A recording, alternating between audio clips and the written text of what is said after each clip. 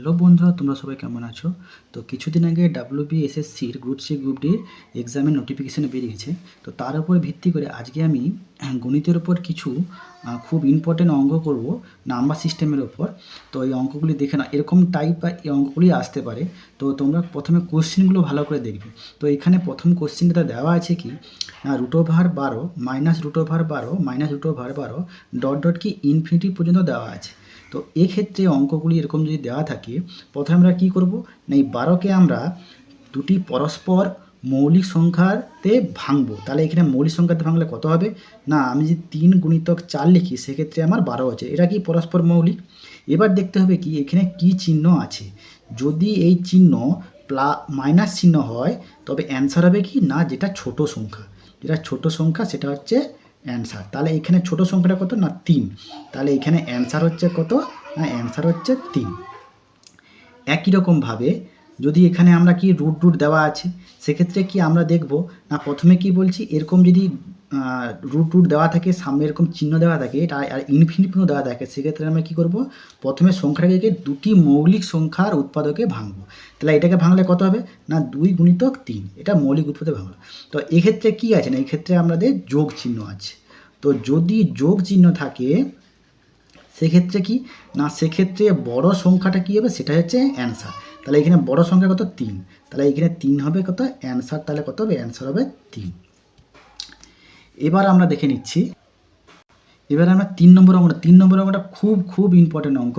দেখো অঙ্কটাতে কি দেওয়া আছে না, দেওয়া আছে 9,999 পূর্ণ 1/7 প্লাস 999 2/7 এরকম ডট ডট প্লাস দিয়ে কত না 999 পূর্ণ 6/7 পূর্ণ দেওয়া আছে। তো এর মান কত? তো একে যদি আমরা ভেঙে প্রথমে ভগ্নাংশ করে যোগ বিয়োগ করি সেক্ষেত্রে অনেক টাইম লাগবে। তাহলে আমরা কি করব না, প্রথমে আমরা দেখে নেবো এখানে কতগুলো সংখ্যা দেওয়া আছে। তাহলে 1 2 3 4 5 6, তাহলে আমরা লিখতে পারি কি পূর্ণ সংখ্যাগুলোকে আলাদা করতে পারি।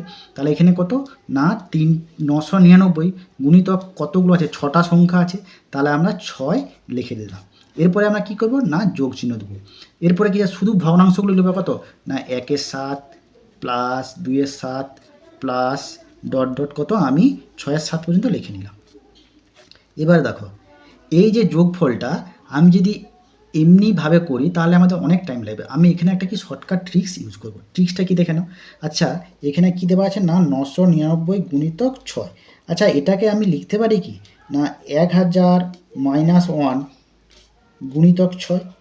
তাহলে হলে কত হবে, তাহলে এখানে কত হবে না 6000 মাইনাস 6 মানে কত না 5994। তাহলে এটার বদলে আমরা কত লিখব না 5994 প্লাস। আচ্ছা যদি এরকম 1/7 2/7 3/7 এরকম যদি যোগ করি, এই যোগফলটা করতে গেলে আমাদের টাইম লাগবে। সেক্ষেত্রে একটা আমরা সূত্র লিখতে পারি না, একটা সূত্র কী লিখতে পারি না, এই যে 1 থেকে 6-এর যোগফল কত লিখতে পারি না n × n+1/2। এটা হচ্ছে কি না স্বাভাবিক সংখ্যাগুলোর যোগফল। যেহেতু আমি লসাগু করব তাহলে এই 1 থেকে 6 পর্যন্ত সংখ্যাগুলো যোগ করতে হবে। তাহলে এক্ষেত্রে কত হবে না, এখানে করলে হবে n মানে কত 6 পর্যন্ত আসবো। তাহলে 6 × 6 + 1 = 7, 7/2। তাহলে কাটাকাটি করলে হবে 3, তাহলে 7 × 3 = 21। তাহলে আমি যদি এখানে লসাগু করি, লসাগু করলে কত হবে 7 আসবে নিচে, আর উপরে কত হবে এগুলোর যোগফল কত হবে না 21। তাহলে আমরা এখানে কেটে দেবো, কেটলে কত হবে 3। তাহলে তখন অ্যান্সারটা কত হবে, তাহলে এক্ষেত্রে আমার অ্যান্সারটা তখন কত হবে না 599, এটা 4-এর সাথে 3 যোগ করলে 7। তাহলে এটা হচ্ছে আমাদের অ্যান্সার। তো তোমরা এটাকে এমনি যোগ করেও লসাগু করেও করতে পারো, কোনো অসুবিধা নেই। তবে এটা করলে কি হয় একটা শর্টকাট টিসে খুব তাড়াতাড়ি হয়ে যাবে। তো পরের অঙ্কটা দেখো দেওয়া আছে কি না 999 পূর্ণ 98/99 × 99। যদি এইরকম 999 বা এরকম 99 নিচে এরকম 99 আর এরকম 99 যদি গুণ থাকে, সেক্ষেত্রে আমরা চোখ বন্ধ করে একটা শর্টকাট ট্রিক্স লাগবো। ট্রিক্সটা কী আছে না, এটার অ্যান্সারটা কী হবে না যতগুলো এখানে 9 আছে আমি অতগুলো 9 লিখব। তাহলে এখানে 2টো 9 আছে, তাহলে 2টো 9 লিখে দিলাম। এরপরে যতগুলো পূর্ণ সংখ্যা ততগুলো শূন্য লিখব, যতগুলো পূর্ণ সংখ্যা ততগুলো শূন্য। তাহলে এখানে 3টে পূর্ণ সংখ্যা, তাহলে 3টে শূন্য আমি লিখে নিলাম। এরপরে কী দেবো না বিয়োগ চিহ্ন দেবো। দেওয়ার পর কী করব না হর থেকে লব বিয়োগ। তাহলে হর কত না 99 গুণিতক হর কত 98। তাহলে এখানে করলে কত হবে না 9,9,000 বিয়োগ চিহ্ন দিয়ে কী লিখবো, এখানে কত করলে 1, এটা বিয়োগ করলে তাহলে হবে কত না 9,8,9,9,9, তাহলে এটা হচ্ছে আমাদের অ্যান্সার।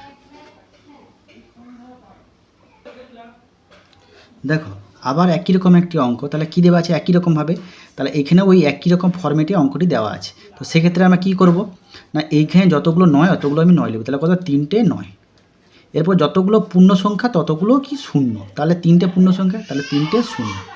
এবার কি বিয়োগ লিখব কি না হর থেকে লব বিয়োগ, তাহলে কত আছে না 999 বিয়োগ 995, তাহলে এখানে করলে কত হচ্ছে না 9,999,000 বিয়োগ এটা বিয়োগ করলে কত হবে 4, তাহলে কত হবে এখানে এটা বিয়োগ করলে না 998,996, তাহলে এটা হচ্ছে অ্যান্সার। তো এইভাবে শর্টকাট ট্রিক্সের মাধ্যমে তোমরা অঙ্কগুলি করতে পারো।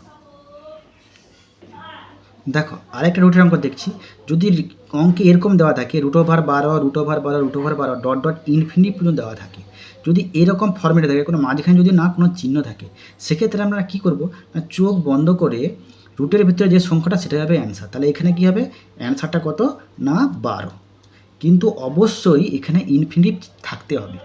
দেখো এবারে দেখো আগের সংখ্যার অনুরূপ সংখ্যা দেখো একই রকমভাবে দেওয়া আছে, কিন্তু এক্ষেত্রে কোনো ইনফিনিট চিহ্ন দেওয়া নেই।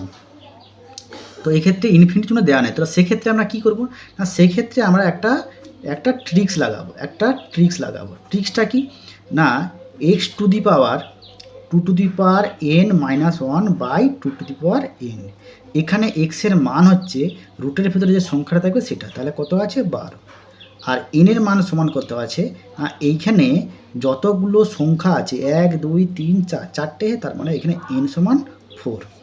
এবার তাহলে আমি কী লিখবো, তাহলে না এক্সের জায়গায় কত লিখবো 12, তাহলে টু দি পাওয়ার কী লিখবো আর টু দি পাওয়ার n এর মান কত এখানে 4 - 1/2 তাহলে দেখো এখানে 2 দি পাওয়ার 12 12, তার পাওয়ারে তাহলে কত হবে না এইখান থেকে 2 দি পাওয়ার 4 এর মান কত হচ্ছে না 16 থেকে 1 বিয়োগ করলে 15, আর এটা কত না 2 দি পাওয়ার এটার 4 এর মান কত এটা হচ্ছে 16, তাহলে এটা হবে অ্যান্সার।